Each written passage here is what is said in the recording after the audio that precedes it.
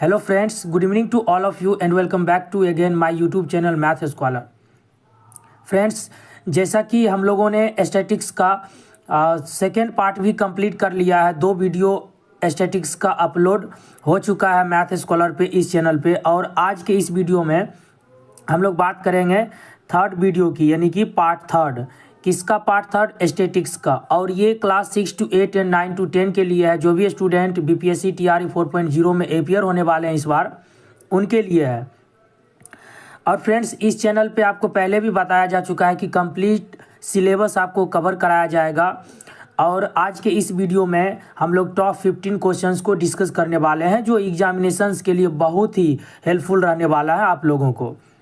तो आपसे रिक्वेस्ट है आप इस वीडियो को एंड तक जरूर वॉच करें, क्योंकि पार्ट 1 और पार्ट 2 में जो भी क्वेश्चंस का डिस्कशन किया गया फ्रेंड्स, इस वीडियो में आपको बिल्कुल डिफरेंट नज़र आएगा सभी क्वेश्चंस। तो आपसे रिक्वेस्ट है आप इस वीडियो को एंड तक जरूर वॉच करें। तो चलिए फ्रेंड्स, हम लोग स्टार्ट करते हैं इस वीडियो को बिना टाइम वेस्ट किए हुए। पहला क्वेश्चन देखते हैं फ्रेंड्स। एक्स माध्य वाले x1, x2, x3 dot dot dot xn में n प्रेक्षणों का मानक विचलन क्या होगा, यानी कि मीन डेविएशन। पिछले वीडियो में हम लोगों ने डिस्कस किया था जो मानक विचलन था फ्रेंड्स, मीन डेविएशन माध्य के सापेक्ष, वो क्या था? फॉर्मूला 1/n था, रूट अंडर सिग्मा 1 से ले करके n तक था, और xi माइनस x था, और इसका क्या था फ्रेंड्स? स्क्वायर था। ये मानक विचलन था। ठीक है फ्रेंड्स, माध्य के सापेक्ष था। और अगर मीडियन के सापेक्ष होगा तो हम लोग यहाँ पर क्या करेंगे?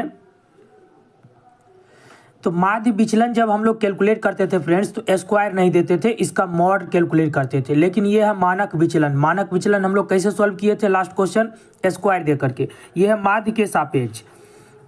एक होगा आपका मीन डेविएशन मानक विचलन माध्यिका के सापेक्ष, तो आप उसका फॉर्मूला इस तरीके से लिखिएगा, सिग्मा 1 से लेकर के n तक xi माइनस, अब यहाँ पर माध्य की जगह पे मीडियन आ जाएगा, फिर इसका स्क्वायर।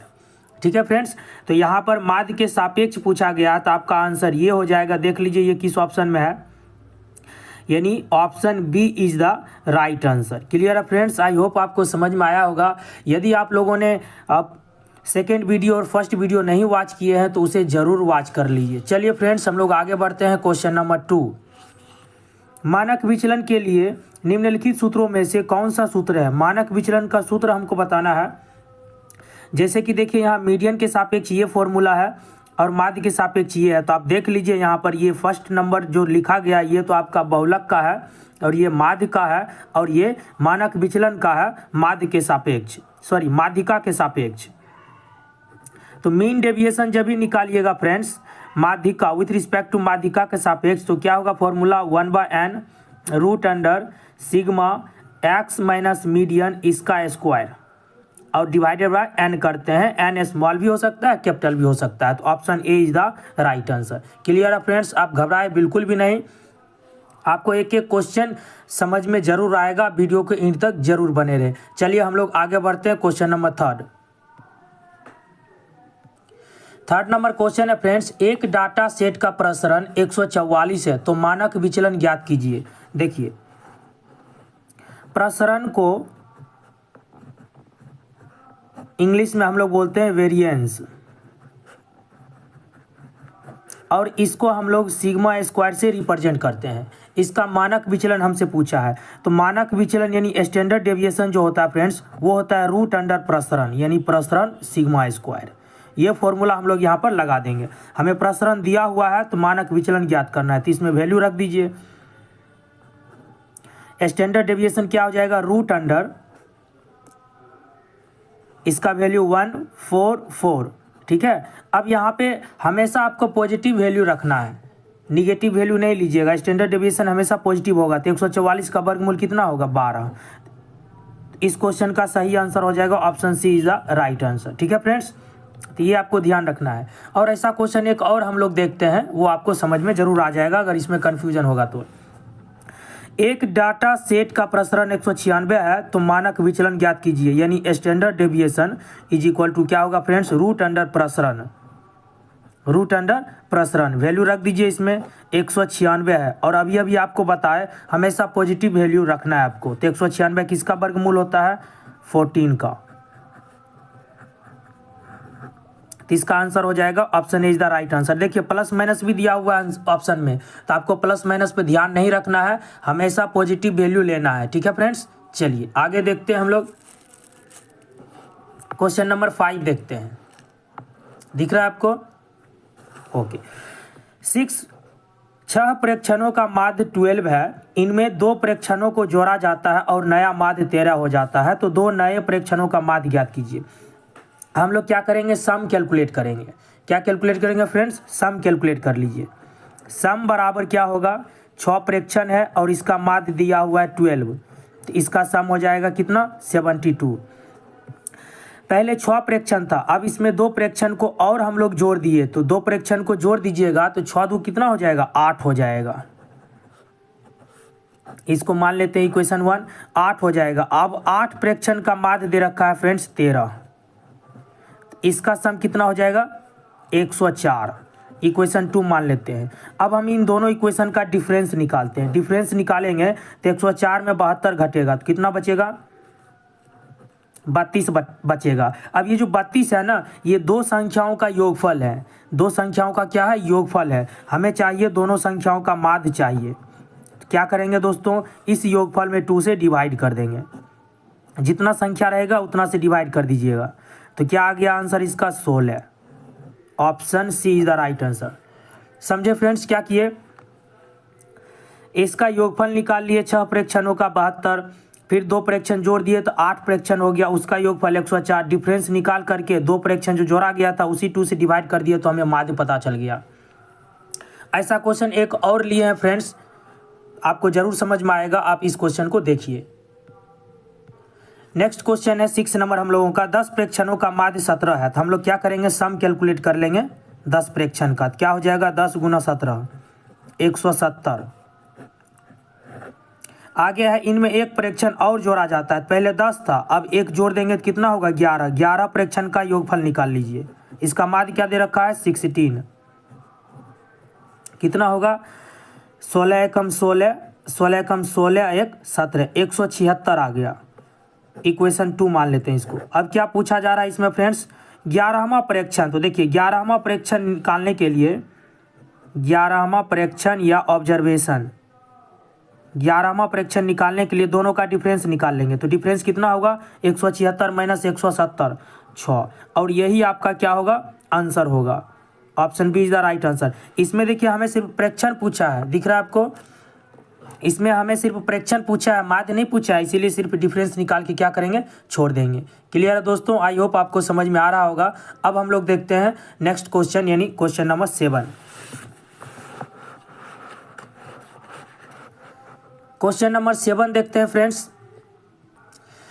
48 के सभी धनात्मक गुणनखंडों का माध्यिका ज्ञात करें। यानी 48 का जितना भी गुणनखंड होगा, ऑल फैक्टर्स निकालते हैं हम लोग। पहला 1 होगा, मतलब वो सभी नंबर का कलेक्शन यहाँ पर लिखना है जिससे 48 में डिवाइड हो सके। 1 2 से भी लगेगा, 3 से भी लगेगा, 4 से भी लगेगा, 6 से भी लगेगा, 8 से भी लगेगा, 12 से भी लगेगा 48 में भाग, और 16 से भी लगेगा, 24 से भी लगेगा, 48 से भी लगेगा।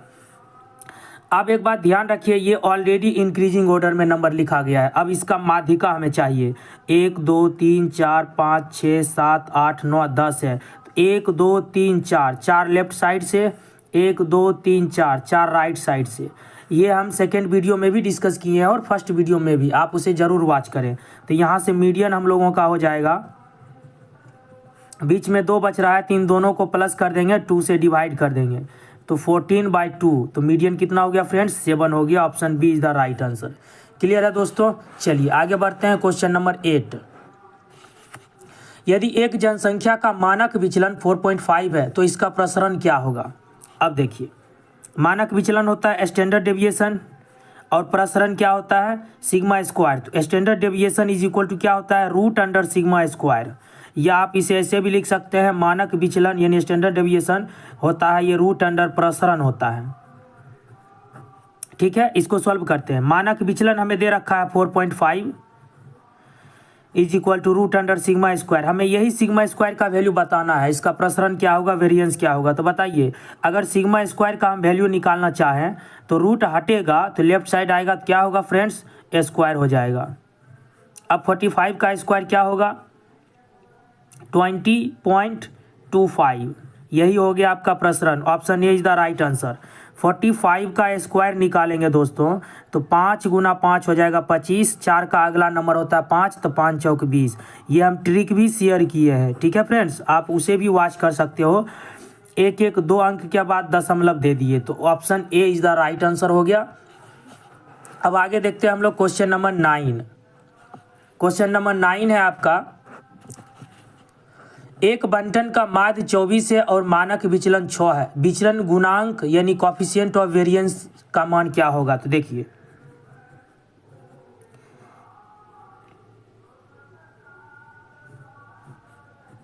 विचलन गुणांक हमें कैलकुलेट करना है। तो विचलन गुणांक बराबर होता है फ्रेंड्स मानक विचलन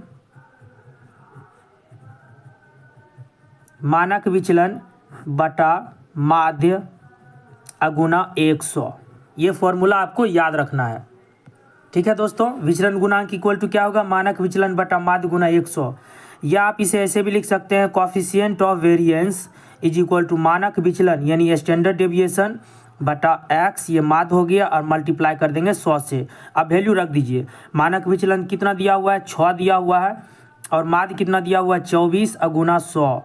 तो ये हो गया 6 चौक 24 और 4 25 100, यानी कि विचलन गुणांक हो गया friends 25%। Option b is the right answer. Clear है, आपको घबराना नहीं है। ऐसा क्वेश्चन एक और हम लिए हैं, देखते हैं क्वेश्चन नंबर 10। एक बंटन का माध्य 18 और मानक विचलन 4.5 है, विचलन गुणांक का मान क्या होगा। कॉफिशिएंट ऑफ वेरिएंस निकालने के लिए हम लोग क्या करेंगे, मानक विचलन बटा माध्य गुना कर देंगे 100 से, ठीक है। वैल्यू रख दीजिए, मानक विचलन कितना दे रखा है इसमें 4.5, और माध्य कितना दे रखा है 18, और गुना करना है आपको 100 से। तो इसका डेसिमल हटाइए, नीचे 10 आएगा, 0 से 0 कैंसिल। ये हो गया आपका 45 बटा 18, और गुना करना है 10 से। 5 से भाग कर दीजिए, 3 से भाग कीजिए 15, और यहाँ से 3 से 6, फिर 3 से भाग कीजिए 2, 3 5 15, ये हो जाएगा 2 5 10। तो 5 गुना 5 कितना हो गया, 25%। इसका भी आंसर आ गया। Option C is the right answer. I hope आप इस तरह के क्वेश्चन समझ गए होंगे और सॉल्व भी कर सकते हैं जब भी विचलन गुणांक वाला क्वेश्चन आपके पास आता है। तो और भी अच्छे अच्छे क्वेश्चन से फ्रेंड्स आप वीडियो के एंड तक जरूर बने रहें। 10 क्वेश्चन हम लोगों ने कंप्लीट कर लिया है, 5 क्वेश्चन और है, टॉप 15 क्वेश्चन इसमें करने वाले हैं। 11 नंबर क्वेश्चन देखते हैं। आरोही क्रम व्यवस्थित प्रेक्षणों के एक सेट दिया हुआ है, माध्यिका इसका 17 है, तो x का मान बताना है। देखिए हमारे पास जो डेटा है 11 12 14 15, x + 1 x + 3 20 23 25 27। इसका माध्यिका हमें दे रखा है फ्रेंड्स 17 दे रखा है। तो देखिए माध्यिका हम लोग कैसे कैलकुलेट करते हैं, कितना है टोटल काउंट कर लेते हैं, 1 2 3 4 5 6 7 8 9 10। यानी कि 4 नंबर लेफ्ट साइड से हटाएंगे और 4 नंबर राइट साइड से हटाएंगे, और इसका हमें क्या कैलकुलेट करना है, मीन कैलकुलेट करना है। यानी मीडियन इज इक्वल टू क्या हो जाएगा, x + 1, इन दोनों को प्लस करेंगे और 2 से डिवाइड करेंगे। अब हमें इसका माध्यिका दिया हुआ है 17, तो इसके जगह पर 17 is equal to x + x हो जाएगा 2x + 1 + 3 4 बाई 2, क्रॉस मल्टीप्लाई कर दीजिए तो 2x + 4 इज इक्वल टू 17 दूना 34। 2x इज इक्वल टू 34 में 4 घटाइएगा तो क्या मिलेगा आपको, 30 मिलेगा। तो यहाँ से x इज इक्वल टू क्या आ जाएगा, 15 दूना 30, यानी x का वैल्यू क्या आ गया friends 15। Option A is the right answer. Clear है, x का वैल्यू क्या आ गया, 15 आ गया। चलिए फ्रेंड्स हम लोग आगे बढ़ते हैं। ऐसा सेम क्वेश्चन एक और हम लोग करते हैं, 12 नंबर दिख रहा है आपको, ओके अब दिख रहा होगा। देखिए निम्नलिखित प्रेक्षणों को आरोही क्रम में व्यवस्थित किया गया है, यदि आंकड़ों का माध्यक 63 हो तो x का मान बताइए। मेरे पास प्रेक्षण दिया हुआ है 29 32 48 50 एक्स प्लस 2 72, उसके बाद है आपका 78, उसके बाद है 84, उसके बाद है 95। इसका हमें क्या दे रखा है, माध्यक दे रखा है 63। काउंट कर लेते हैं टोटल नंबर 1 2 3 4 5 6 7 8 9 10। 4 नंबर आप लेफ्ट साइड से हटा दीजिए, 4 नंबर राइट साइड से हटा दीजिए, बीच में 2 नंबर बचा है। तो मीडियन इज इक्वल टू, हमें दिया हुआ है मीडियन कितना फ्रेंड्स, 63 दिया हुआ है। और हम लोग जानते हैं मीडियन जब 2 नंबर बचता है तो दोनों को प्लस करके क्या करते हैं हम लोग, 2 से डिवाइड करते हैं। तो ये हो गया 63। सॉल्व कर लेते हैं 2x plus 2, 2x plus 2 by 2 is equal to 63। Cross multiply कर दीजिए तो क्या हो जाएगा, 2x plus 2 is equal to 63 दूना 126। यहाँ से 2x इज इक्वल टू 126 में 2 घटा दीजिए तो क्या बचेगा, 124। तो यहाँ से x का वैल्यू निकालिएगा तो 124 में 2 से डिवाइड कर दीजिए, कितना आ जाएगा 62। x का वैल्यू क्या आ गया दोस्तों, 62। इस क्वेश्चन का राइट आंसर हो गया, option C is the right answer. I hope अब आपको क्लियर हो गया होगा। ठीक है, चलिए आगे बढ़ते हैं। 13 नंबर क्वेश्चन देखते हैं हम लोग। यदि 5, 7, 9 तथा 11 का मानक विचलन 2 हो तो इनका विचरण गुणांक बताइए। देखिए हमारे पास प्रेक्षण दिया हुआ 5, 7, 9 और 11। इसका हम लोग माध्य कैलकुलेट कर लेते हैं पहले, क्योंकि विचरण गुणांक कैलकुलेट करने के लिए हमको माध्य की आवश्यकता पड़ेगी। तो पहले मीन कैलकुलेट कर लीजिए, 5 प्लस 7 प्लस 9 प्लस 11 बाई 2, सबको ऐड कर दीजिए। 7 5 12, 12 9 हो जाएगा आपका 21, 21 1 22 10 32, 32 बटा 2, ये आ गया 16। माध्य कितना आ गया, 16। अब हम लोग जानते हैं फ्रेंड्स विचरण गुणांक यानी कॉफिशिएंट वेरिएंस जो होता है, मानक विचलन यानी स्टैंडर्ड डेविएशन बटा होता है माध्य, और गुना हम लोग करते हैं 100 से। वैल्यू रख देते हैं सबका। स्टैंडर्ड डेविएशन हमें 2 दे रखा है और माध्य कितना निकला 16, और गुना कर देंगे इसे 100 से। तो ये हो जाएगा आपका, यहाँ पे थोड़ा सा मिस्टेक हो गया फ्रेंड्स। माध्य कैलकुलेट किया, हमारे पास 4 नंबर दिया हुआ था तो 4 से हम लोग यहाँ पे डिवाइड करते, 2 से डिवाइड कर दिए, सॉरी फॉर दैट। 4 से डिवाइड कीजिए तो यहाँ 4 आ जाएगा। तो इसका माध्य जो आएगा वो कितना आ जाएगा दोस्तों, 8 आ जाएगा। तो माध्य के जगह पर हम यहाँ पे 16 नहीं बल्कि 8 रखेंगे। तो 2 चौक 8 और 4 से फिर काट दीजिए 25। ठीक है फ्रेंड्स, तो इसका आंसर कितना आ गया, विचरण गुणांक कॉफिशिएंट ऑफ वेरिएंस आ गया 25%। Option b is the right answer. क्या किए इसमें, पहले फ्रेंड्स माध्य कैलकुलेट कर लिए, हम 2 से डिवाइड कर दिए थे, जबकि यहाँ पे 4 संख्या हमें दिया हुआ था तो हमें 4 से डिवाइड करना था। तो 4 से डिवाइड किए तो माध्य आ गया 8। अब कॉफिशिएंट ऑफ वेरिएंस कैलकुलेट कर लिए, SD बाय मीन मल्टीप्लाई 100। इसका वैल्यू 2 था और इसका माध्य आया हमें 8 और मल्टीप्लाई कर दिया 100 से। तो इस तरीके से आंसर आ गया 25%। अब हम लोग देखते हैं इस वीडियो का 2 और क्वेश्चन है फ्रेंड्स। यहाँ तक देखे हैं तो इन 2 क्वेश्चंस को भी जरूर आप लोग वॉच करें। 14 नंबर क्वेश्चन दे रखा है, निम्नलिखित तालिका में 20 विद्यार्थियों के प्राप्तांकों का बारंबारता बंटन दिया गया है। तो इसमें बताना है फ्रेंड्स, क्वेश्चन है आपका, तो इसमें आपसे पूछा गया फ्रेंड्स इस तालिका में 45 की संचयी बारंबारता क्या है, इसकी संचयी बारंबारता क्या है। तो पहले हम लोग क्या करते हैं, संचयी बारंबारता कैलकुलेट कर लेते हैं। और हम पिछले वीडियो में भी आपको बताए थे संचयी बारंबारता कैसे कैलकुलेट किया जाता है। 5 है तो यहाँ पर 5 लिख दीजिए। अब सबको जोड़ते जाइए डायगोनली इस तरीके से। ठीक है दोस्तों, 5 + 4 हो जाएगा 9, 9 + 6 हो जाएगा 15, 15 + 3 हो जाएगा 18, 18 + 2 हो जाएगा 20। हमसे क्या पूछा है, 45 की संचयी बारंबारता। तो देख लीजिए 45 की संचयी बारंबारता कितना आ गया, 20। 45 की संचयी बारंबारता, 45 की संचयी बारंबारता कितना आ गया, 20 आ गया। यही आपका आंसर हो गया, option C is the right answer. इस वीडियो का लास्ट क्वेश्चन देख लेते हैं friends, last but not the least. 15 number question, 15 number question दे रखा है 2, 4, 5, 6, 8, 17 इन आंकड़ों का प्रसरण 23.33 दे रखा है। तो 4, 8, 10, 12, 16, 34 आंकड़ों का प्रसरण क्या होगा।